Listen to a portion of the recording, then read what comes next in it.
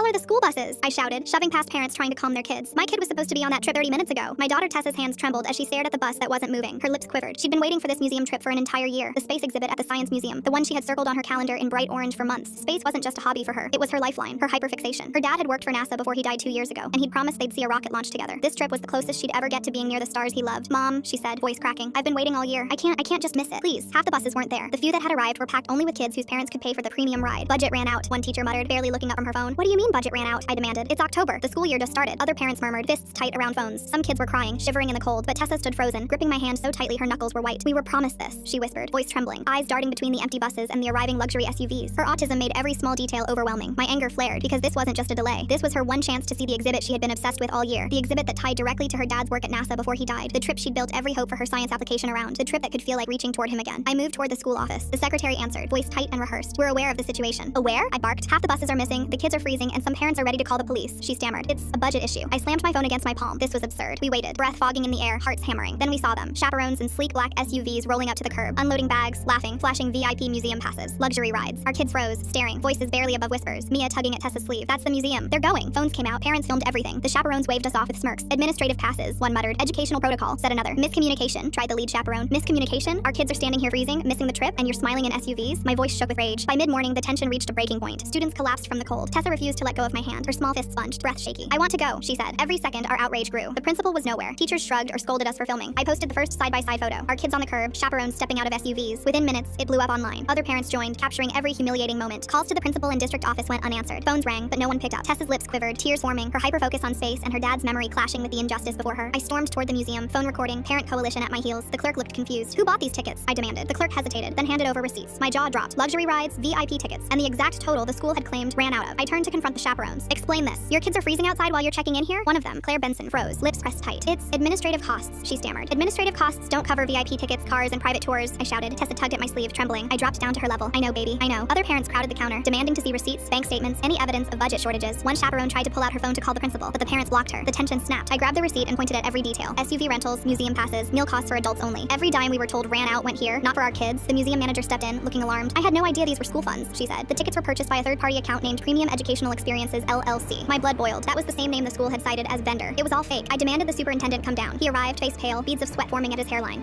There was a budget discrepancy, he stammered. Some funds went to this account. Every parent shouted over him. Claire Benson's eyes darted nervously to the exit. I advanced, holding receipts high. You took the money that was supposed to feed these kids education. You lied. You stole from them. The chaperones tried to defend themselves. Miscommunication, but no one was listening. I read the receipts aloud. Exact amounts missing from the trip budget, transferred into personal accounts. Luxury vacations, expensive cars. Every lie collapsed under the weight of the evidence. The museum trip was canceled. A week later, the school had a new faculty list.